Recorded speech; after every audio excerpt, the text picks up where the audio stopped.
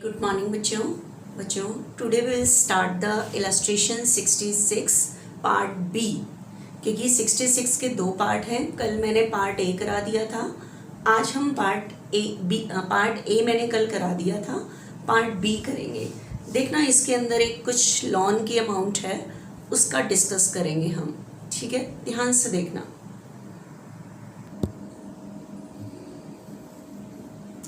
बच्चों,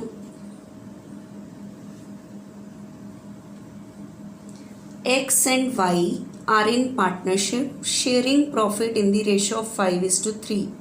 Their balance sheet is as follows. Balance sheet हमेशा old partner की होती है। कैश एट बैंक, डेटर्स पे देखो प्रोविज़न यहाँ बना हुआ है already. Stock, investment, goodwill. Balance sheet में ये जो गुडविल है, this is the old goodwill.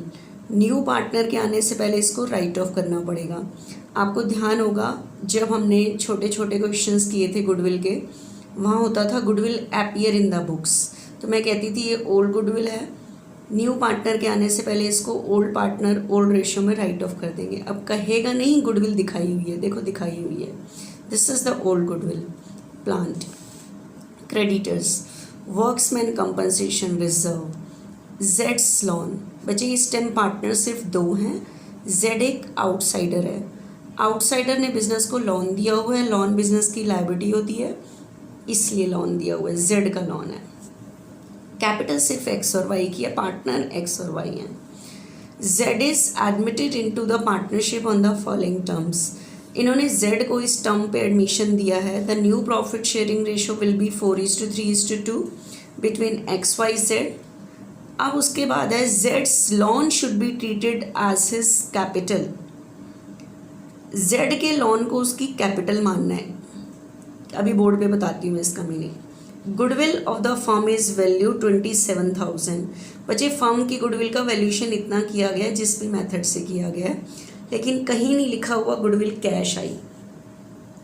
तो क्या जब तक क्वेश्चन में क्लियर ना लिखा हो पे, कॉन्ट्रीब्यूट, ब्रिंग, इसका मतलब गुडविल कैश नहीं आई, करंट से करोगे। 8,000 of investment were taken over by X and Y.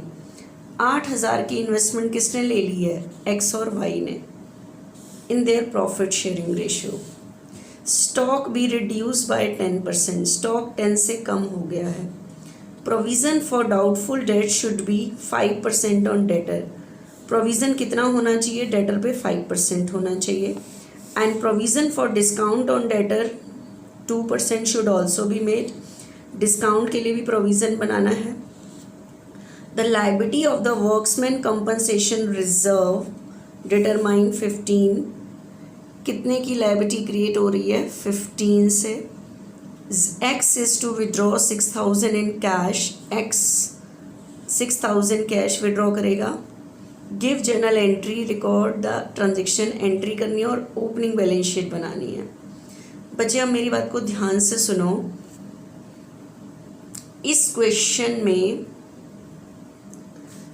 Question के अंदर आपको एंट्री करने को बोला है, ठीक है। एक तो आपको क्या करने को बोला है, एंट्री करने को बोला है, और बैलेंस शीट बनाने को बोला है। बच्चे बिना कैपिटल अकाउंट के बैलेंस शीट नहीं बन सकती। किस लिए नहीं बन सकती, क्योंकि जो कैपिटल के बैलेंस आते हैं वो न्यू बैलेंस शीट में लिखे जाते हैं। तो अंडरस्टूड है, कैपिटल अकाउंट तो आपको बनाना ही पड़ेगा। रिवैल्यूएशन अकाउंट नहीं बनाओगे चल जाएगा, कैपिटल अकाउंट तो आपको बनाना ही पड़ेगा हर हालत में, ठीक है। कैपिटल अकाउंट अंडरस्टूड है, आपको बनाना ही पड़ेगा।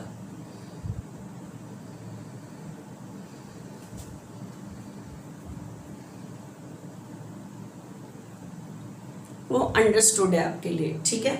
तो देखना, जैसे अभी तक कर रहे थे, पार्टनर्स कैपिटल अकाउंट बनाएंगे,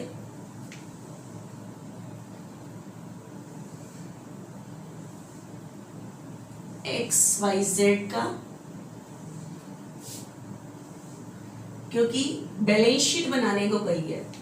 इन कैपिटल के बैलेंस ही न्यू बैलेंस शीट में लिखे जाते हैं, तो बैलेंस के लिए मुझे कैपिटल अकाउंट तो बनाना ही पड़ेगा, ठीक है। तो this is the partners capital account. And and new balance sheet.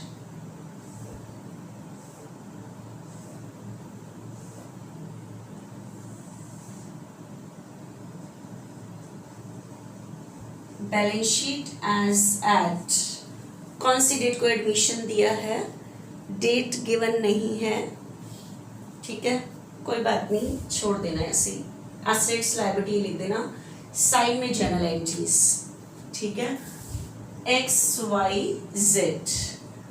अब ध्यान से सुनना, एक एक लाइन मैंने अभी एक्सप्लेन नहीं करी, अब करते हैं। सबसे पहले हम रिवैल्यूएशन की 3 एंट्रीज करते हैं, ठीक है, ध्यान से सुनना। पहली लाइन में तो न्यू प्रॉफिट शेयरिंग रेशियो है, उसके बाद एक सेकेंड लाइन है जेड्स loan treated as his capital.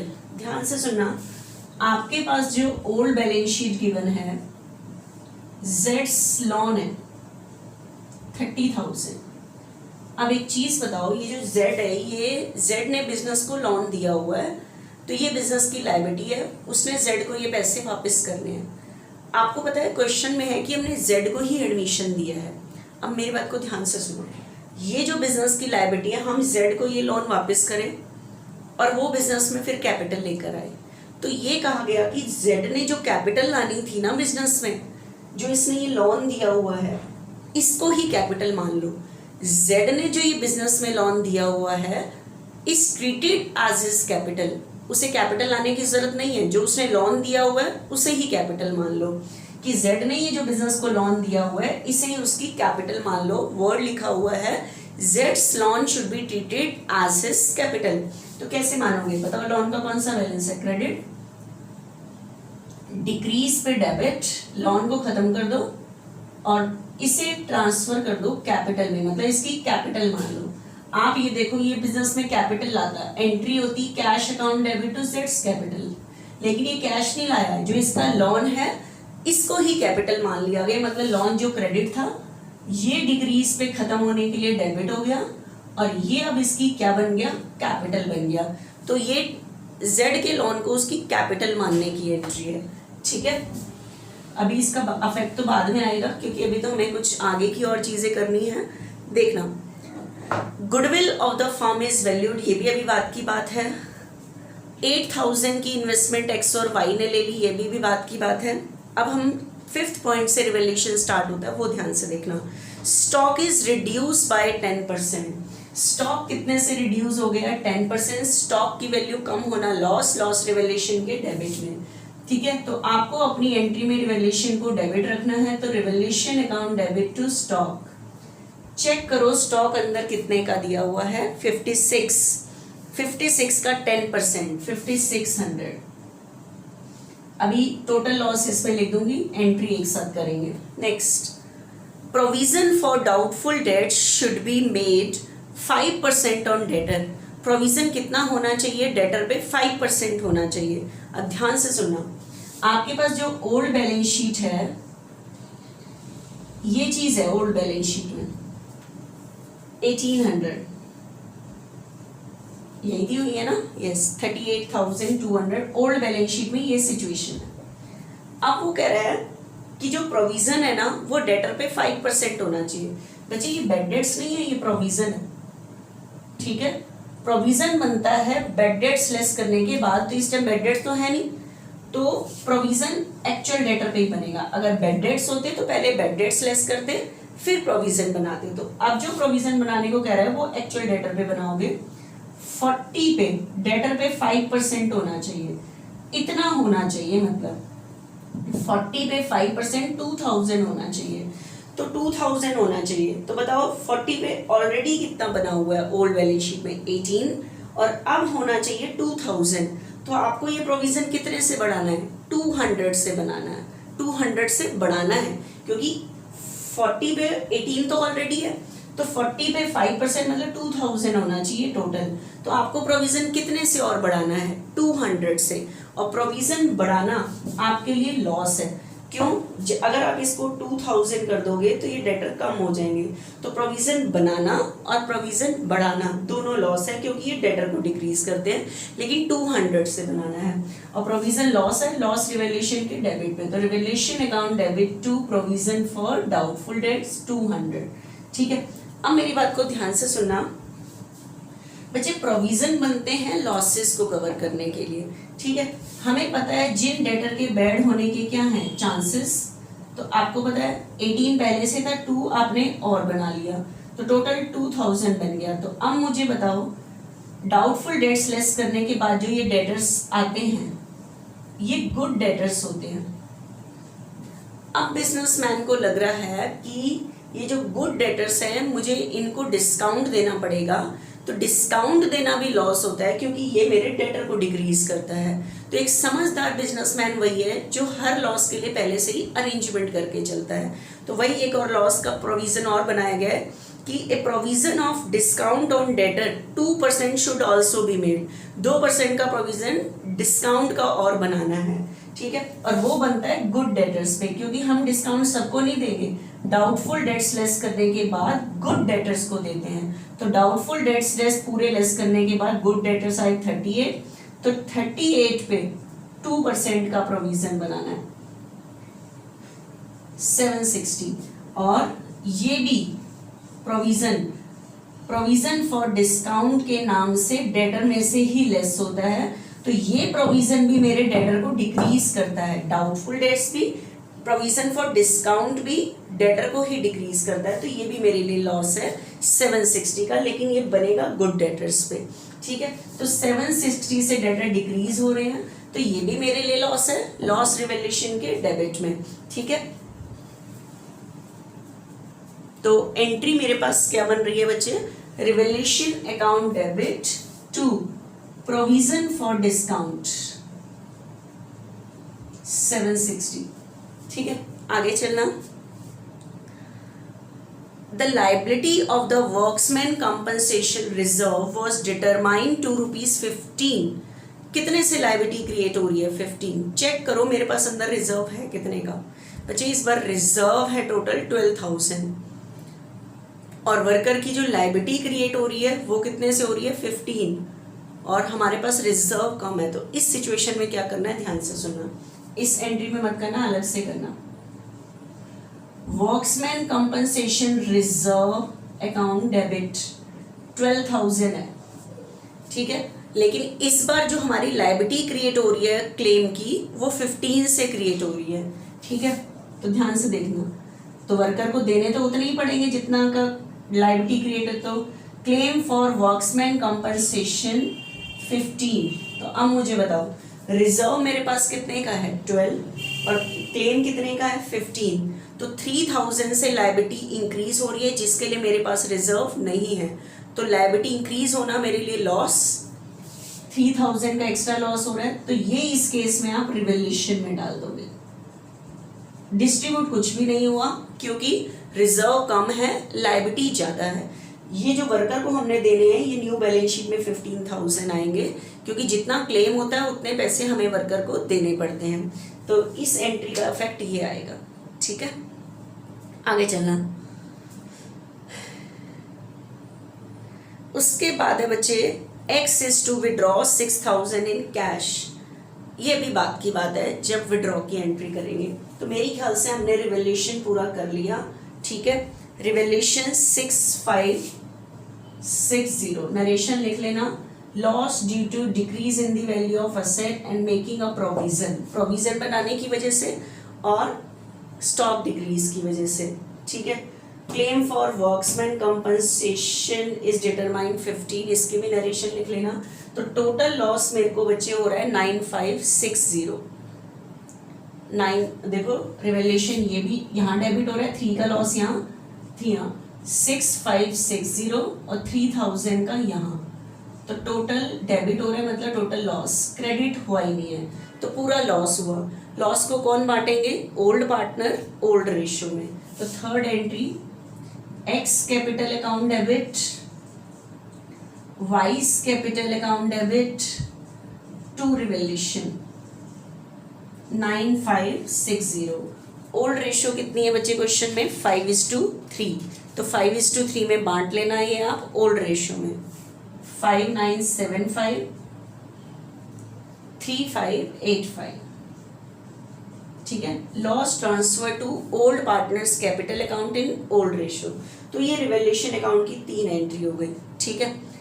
उसके बाद बचे हम सेकंड नंबर पे बनाते हैं पार्टनर्स कैपिटल अकाउंट और साथ साथ कैपिटल अकाउंट की एंट्री पास करते रहेंगे। बैलेंस शीट की कोई एंट्री नहीं होती क्योंकि बैलेंस शीट में तो बचे हुए बैलेंस आते हैं, ठीक है। तो सबसे पहले कैपिटल का बैलेंस लिखो, बैलेंस लिखने की कोई एंट्री नहीं होती, तो ओल्ड बैलेंस शीट से लिखो 50 एंड 40। सेकेंड नंबर पे रिवैल्यूएशन का लॉस, ठीक है। क्या एंट्री हो रही थी, अभी अभी मैंने कर रखी थी X capital account debit Y's capital account debit to revaluation, तो एक्स और वाई के डेबिट में टू रिवैल्यूएशन 5975 एंड 3585, ठीक है। उसके बाद बच्चे बैलेंस शीट के क्रेडिट साइड में देखो, बैलेंस शीट के क्रेडिट साइड में पड़ा हुआ होता है undistributed profit, workmen compensation reserve पड़ा है, लेकिन इस टाइम रिजर्व से ज़्यादा क्लेम था, तो जिसकी वजह से ये डिस्ट्रीब्यूट तो होगा नहीं, वो मैंने एंट्री कर चुके हैं। उसके बाद बैलेंस शीट के डेबिट साइड में देखो कोई अनडिस्ट्रीब्यूटेड लॉस तो नहीं है, प्रॉफिट एंड लॉस के नाम से नहीं है, कोई ओल्ड गुडविल तो नहीं है, यस ओल्ड गुडविल है, तो फोर्थ एंट्री ओल्ड गुडविल की। ओल्ड गुडविल है, ओल्ड रेशियो में राइट ऑफ होगी। राइट ऑफ कैसे करते हैं, गुडविल डेबिट है, डिक्रीज पे क्रेडिट, खत्म कर दी मैंने गुडविल का बैलेंस, ठीक है। क्योंकि अकाउंटिंग स्टैंडर्ड 26 के अकॉर्डिंग रूल है कि गुडविल वर्ड बुक्स में यूज नहीं हो सकता, तो आप गुडविल को राइट ऑफ कर दोगे ओल्ड रेशियो में, ठीक है। तो एक्स कैपिटल अकाउंट डेबिट, क्योंकि जब गुडविल बांटते हैं तो कैपिटल इंक्रीज होती है, ये गुडविल बांट नहीं रहे, राइट ऑफ कर रहे हैं, तो कैपिटल डिक्रीज होगी, तो X capital account debit Y's capital account debit to goodwill old ratio में, ओल्ड रेशियो है 5:3, 3250 3750 3250 नरेशन लिख देना ओल्ड गुडविल रिटर्न ऑफ, तो एक्स और वाई के डेबिट में 6250 3750 एंट्री का अपोजिट टू गुडविल, ठीक है। उसके बाद न्यू बैलेंस शीट के क्रेडिट और डेबिट साइड में अनडिस्ट्रीब्यूटेड प्रॉफिट अनडिस्ट्रीब्यूटेड लॉस और ओल्ड गुडविल देखने के बाद न्यू पार्टनर को एडमिशन देते हैं। लेकिन न्यू पार्टनर को एडमिशन देने से पहले देखते हैं किसी पार्टनर ने कोई असेट तो नहीं ली। हमें पता है 8000 की इन्वेस्टमेंट एक्स और वाई ने ली है, but taken over by X and Y, इसकी एंट्री क्या होगी, तो बताओ बिजनेस से क्या जा रही है, इन्वेस्टमेंट 8000 की, लेकिन हम इस इन्वेस्टमेंट को बेचते तो कैश आता, लेकिन इन्वेस्टमेंट किसने ली है, एक्स और वाई ने। कोई पार्टनर कोई भी चीज़ बिजनेस से फ्री में नहीं ले सकता, उसे उसके पैसे देने पड़ेंगे, लेकिन हम पार्टनर से कैश नहीं मंगाएंगे, उसके अकाउंट से काटेंगे, क्योंकि वो फ्री में नहीं ले सकता कोई असेट, ठीक है, तो उसके अकाउंट से काटेंगे। और उन्होंने ये असेट को प्रॉफिट शेयरिंग रेशियो में लिया है, एक्स और वाई की प्रॉफिट शेयरिंग रेशियो है 5:3, तो 8000 वाली असेट को 5:3 में लिया है, मतलब 5000 की इन्वेस्टमेंट इसने ली है, 3000 की इन्वेस्टमेंट इसने ली है, तो उतने उतने पैसे हमने उनके अकाउंट से काट लिए, ठीक है। तो इस एंट्री का इफेक्ट डालो एक्स और वाई के डेबिट में टू इन्वेस्टमेंट। मैं कई बार बोलती थी किसी ने कोई असेट तो नहीं ली, तो आज किसी ने कोई असेट भी लिया, उसकी एंट्री डाली। अब न्यू पार्टनर को एडमिशन दो, बताओ न्यू पार्टनर बिजनेस में कैपिटल लाता है, गुडविल लाता है, कैपिटल कितनी ला रहा है, नहीं ला रहा है इस बार, उसके लोन को ही उसकी कैपिटल माना गया है, तो उसकी एंट्री पास करो।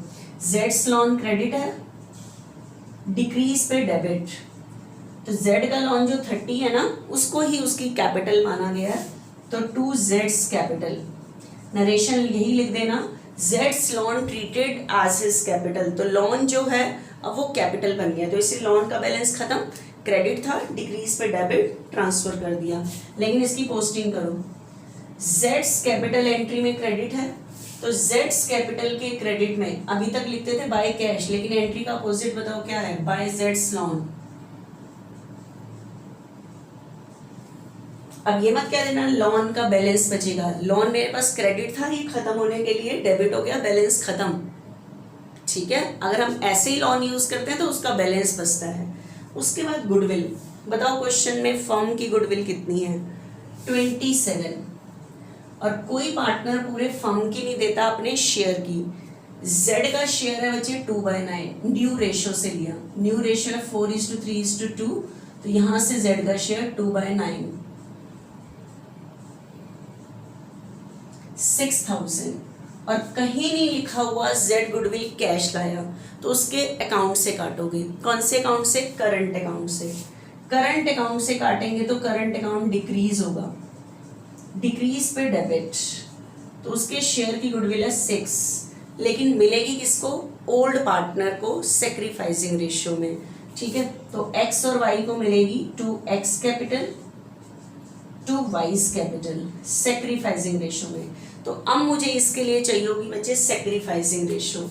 ठीक है, तो आपके पास क्वेश्चन में ओल्ड रेशियो है बच्चे X और Y की 5:3, न्यू रेशियो है XYZ की 4:3:2। ठीक है, तो आप इसकी वजह सेक्रीफाइसिंग रेशियो निकाल लेना, X का सेक्रीफाइस ओल्ड माइनस न्यू, ठीक है, और Y का सेक्रीफाइस ओल्ड माइनस न्यू निकाल लोगे ना बच्चे, सेक्रीफाइसिंग रेशियो आएगी 13:3, वर्किंग नोट में निकाल लेना। तो 13:3 सेक्रीफाइसिंग रेशियो आ रही है, तो आप इसे बांट भी लेना। सेक्रीफाइसिंग रेशियो है 13:3, तो ये 6,000 जो गुडविल की अमाउंट है, ये सेक्रीफाइसिंग रेशियो में ओल्ड पार्टनर बांटेंगे 48751125, ये बांट ली। ठीक है, अब बताओ X और Y के क्रेडिट में 48751125, एंट्री का अपोजिट है बाय Z's करंट। ठीक है, अब ध्यान से सुनना, आपने कैपिटल की पोस्टिंग कर दी, कैपिटल का बैलेंस बैलेंस शीट में आ जाएगा, लेकिन करंट अकाउंट क्वेश्चन में बनाने को नहीं कहा। बनाने को कहता तो Z करंट की पोस्टिंग उसके डेबिट में जाती, तो उसका डेबिट बैलेंस बचता। तो आपने Z करंट एंट्री में डेबिट हो रहा है, इसका डेबिट बैलेंस बचेगा, तो ये बैलेंस शीट में डेबिट साइड में दिखाना पड़ेगा। आपको लॉन भी दिखाओ, लॉन मेरे पास ऑलरेडी बैलेंस शीट में क्रेडिट था, ये खत्म होने के लिए डेबिट हो गया है, लॉन का बैलेंस खत्म हो गया है।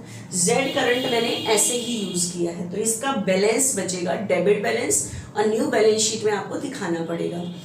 थर्ड लास्ट एंट्री हम सोचते हैं विड्रॉ की, न्यू पार्टनर कैपिटल आता है, गुडविल की एंट्री करते हैं, फिर विड्रॉ की, तो क्वेश्चन में विड्रॉ भी है। X is to withdraw 6,000 in cash, X ने कितना विड्रॉ किया है 6,000, तो बताओ विड्रॉ करेगा तो कैपिटल क्या होगी? डिक्रीज, डिक्रीज पे डेबिट, तो last entry 8th X capital account debit, पता ना, बैलेंस शीट में कैश है तो कैश यूज करोगे, बैंक है तो बैंक, तो बैंक से पैसे जाएंगे। आपके पास बैलेंस शीट में जो होता है एंट्री उससे होती है, कैश है तो कैश, बैंक है तो बैंक, तो 6,000 विड्रॉ किया तो बैंक से पैसे जाएंगे। ठीक है, तो X कैपिटल के डेबिट में क्या लिखोगे? To bank 6,000। अगर ये एंट्री करने को नहीं कहता तो हम एंट्री सोचते और उसके अकॉर्डिंग पोस्ट करते रहते। ठीक है, लास्ट एंट्री जो कैपिटल अकाउंट सीक्वेंस में बनता है उस सीक्वेंस की हमने एंट्री पास कर देते हैं। ठीक है, मेरी ख्याल से ये पूरी बैलेंस शीट बन चुकी है।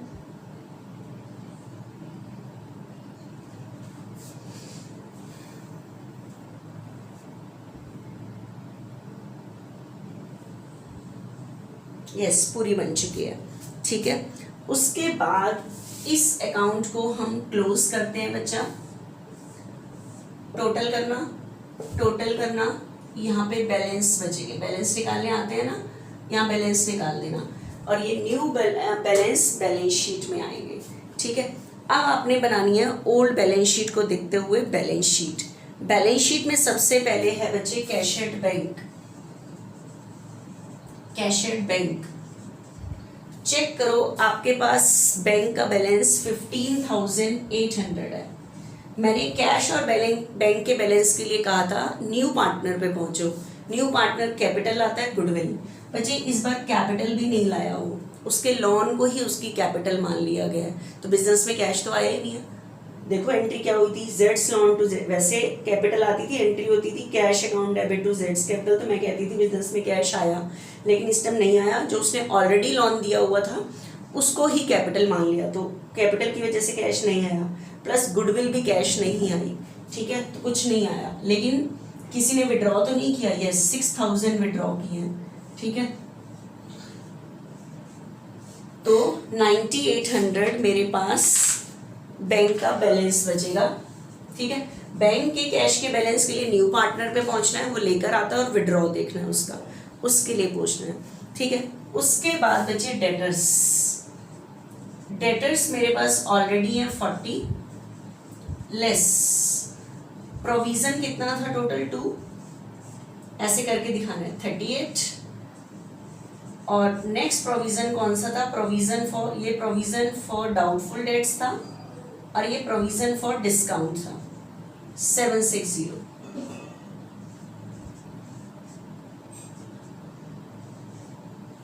$37,240, ठीक है। उसके बाद बचे नेक्स्ट है स्टॉक, स्टॉक 5600 था, 10% 56,000 था, 10% 5600 से रिड्यूस हो गया था, तो आपके पास बचा हुआ है 50,400, जितना रिड्यूस हुआ है उतना रिड्यूस करके लिख दो। उसके बाद ओल्ड बैलेंस शीट में दी हुई है बच्चे इन्वेस्टमेंट, इन्वेस्टमेंट मेरे पास टोटल है 10, 8000 की इन्वेस्टमेंट किसने ले ली है, एक्स और वाई ने, तो बिजनेस में कितनी बची है 2000, वैल्यूशन नहीं हुआ, कोई असेट की वैल्यू बड़ी घटी नहीं है, 8000 की इन्वेस्टमेंट एक्स ने ले ली, मैंने उसके अकाउंट से काट ली, यहाँ कोई असेट बड़ी घटी कम थोड़ी हुई है, वैल्यूशन होता है कि हमारे पास कोई चीज़ इतने की है उसकी वैल्यू बढ़ गई है, ठीक है, यहाँ कोई वैल्यूशन नहीं हुआ। उसके बाद गुडविल, बच्चे गुडविल हम राइट ऑफ कर चुके हैं, उसका बैलेंस खत्म हो चुका है, नहीं आएगा। उसके बाद है प्लांट, प्लांट में कोई चेंज नहीं है, प्लांट में कोई चेंज नहीं है, एज इट इज लिख दो। उसके बाद बचे क्रेडिटर्स, क्रेडिटर्स, क्रेडिटर्स मेरे पास कोई चेंज नहीं है 28, ठीक है, क्रेडिटर्स में कोई चेंज नहीं है, एज इट इज। उसके बाद वर्क्समैन कंपनसेशन रिजर्व, आपको पता है डिस्ट्रीब्यूट नहीं किया, उल्टा जितना आपने वर्कर को देना है वो एट प्रेजेंट आपकी लायबिलिटी है, तो बताओ वर्कर को कितना देना है 15, ठीक है, रिजर्व क्रेडिट था, डिक्रीज पे डेबिट, क्लेम हो गया था 15, 3 एक्स्ट्रा लॉस था, वो हमने रिवैल्यूएशन में डाल दिया था, ठीक है। उसके बाद ओल्ड बैलेंस शीट में जेड्स लोन दिया हुआ है, वो बैलेंस क्रेडिट था, डिक्रीज पे डेबिट, बैलेंस खत्म। कैपिटल में कैपिटल के बैलेंस लिखने हैं आपने, ये नए वाले लिख देना XYZ के, प्लस ध्यान रखना गुडविल अगर कैश नहीं आती तो आप करंट यूज करते हो, तो करंट एंट्री में डेबिट होता है, अगर ये अकाउंट बनता तो इसकी डेबिट में पोस्टिंग होती, तो करंट अकाउंट का बैलेंस बचता, डेबिट बैलेंस, इसलिए बैलेंस बैलेंस शीट में आते हैं। तो जेड्स करंट आप बैलेंस शीट के डेबिट साइड में दिखाओगे, कितने से डेबिट कर रहे हो 6, अदरवाइज आपकी बैलेंस शीट मैच नहीं करेगी, तो ये आपको दिखाना पड़ेगा एट एनी कॉस्ट, ठीक है। उसके बाद बैलेंस शीट के नीचे आप एक बार चेक करो कोई एसेट ऐसी तो नहीं है जो अंदर नहीं थी बाहर बढ़ रही हो, इन्वेस्टमेंट कर लिया, स्टॉक कर लिया, प्रोविज़न, डिस्काउंट, क्लेम, सब कुछ कर लिया, ठीक है, तो आपकी बैलेंस शीट क्या कर जाएगी, मैच कर जाएगी, ठीक है। ये हमने कर लिया बच्चे इलास्ट्रेशन 66 का बी। अभी हम नेक्स्ट लेक्चर में करते हैं इलास्ट्रेशन 67।